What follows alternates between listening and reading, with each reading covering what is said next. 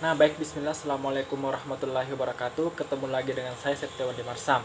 Nah, pada video kali ini saya akan menjelaskan tentang dinamika pengembangan kurikulum 2013. Yang pertama yaitu dinamika perubahan dan pemutakhiran kurikulum 2013, dan yang kedua yaitu membahas tentang kompetensi materi dan pembelajaran. Yang pertama yaitu perubahan dan pemutakhiran kurikulum 2013. Di sini ada beberapa poin. Yang pertama yaitu perubahan dan pemutakhiran di bidang kompetensi inti. Nah, di bidang kompetensi inti itu sendiri, pemutakhiran kurikulum 2013 menetapkan bahwa kurikulum ataupun kompetensi inti harus menyesuaikan dengan mata pelajaran yang ada di sekolah dasar. Misalnya yaitu kompetensi inti itu dibagi-bagi ataupun menyesuaikan dengan mata pelajaran tertentu di sekolah dasar. Semisal kompetensi inti di mata pelajaran agama dan PPKN dan matematika. Nah, di situ kompetensi inti yang pertama yaitu berupa sikap spiritual. Sikap spiritual kan terdiri dari beberapa poin ataupun beberapa KD. Nah, sedangkan kompetensi yang kedua itu kompetensi sikap, yang kedua itu sikap sosial, yaitu juga memiliki beberapa turunan kompetensi dasar. Nah, kedua kompetensi ini pun dilakukan dengan pembelajaran langsung. Begitupun dengan sebaliknya, mata pelajaran yang lain yang dapat ditematikan dilakukan dengan pembelajaran tidak langsung. Nah, ataupun indirect teaching.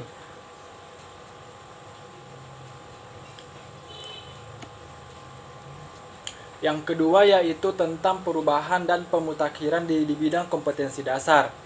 Nah, di sini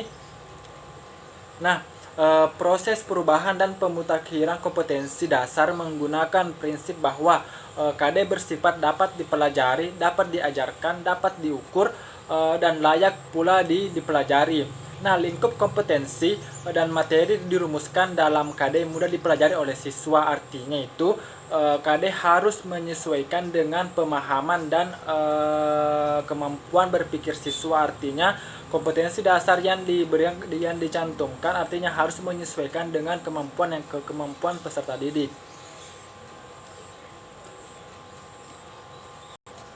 Nah, pada pemutakhiran kurikulum 2013, penyusunan kompetensi dasar pada jenjang pendidikan dasar dan menengah tidak dibatasi lagi oleh tingkatan taksonomi.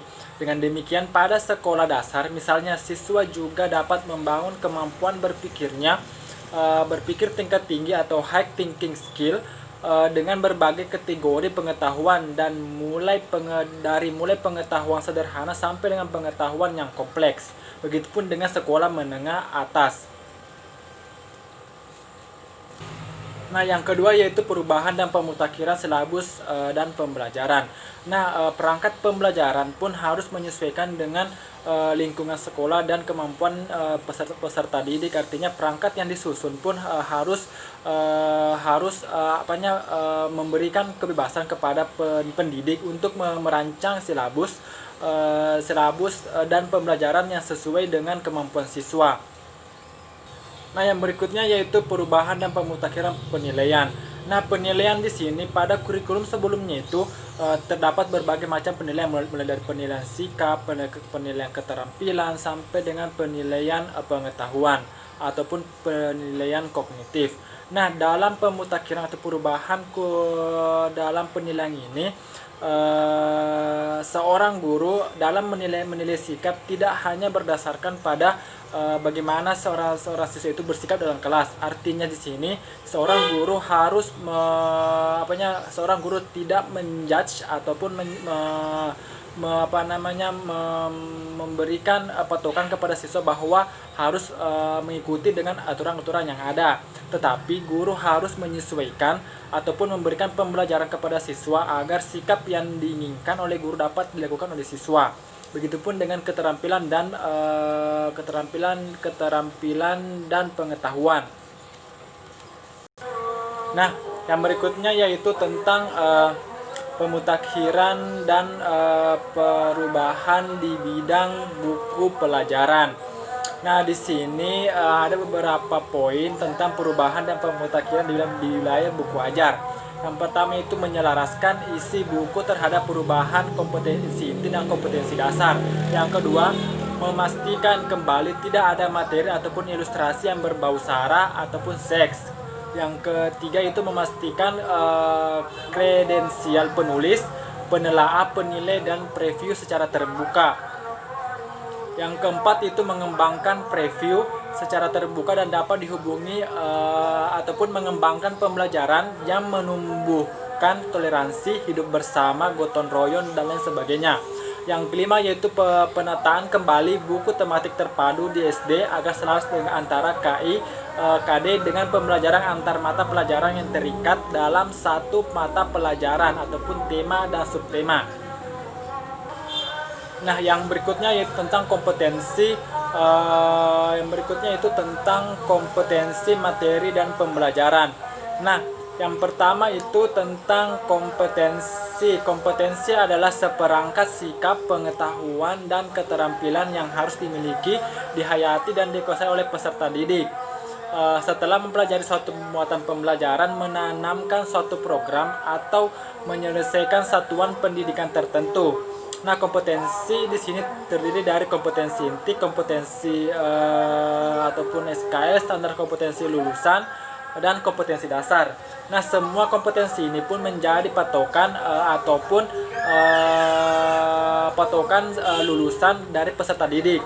Artinya, jika tercapainya kompetensi inti, SKL maupun kompetensi dasar, maka dapat pula menjadikan ini sebagai landasan dalam dalam mencapai tujuan dari pembelajaran yang ingin dicapai oleh guru. Yang berikut materi.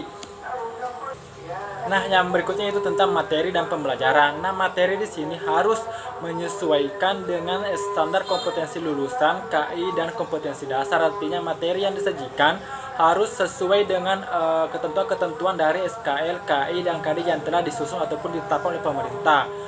Begitupun dengan pembelajarannya, artinya pembelajaran yang dilakukan itu pun harus sesuai sistematis dengan apa yang telah disusun sebelumnya, mulai dari kompetensi dasar, KI, sampai dengan SKL harus sesuai dengan itu semua.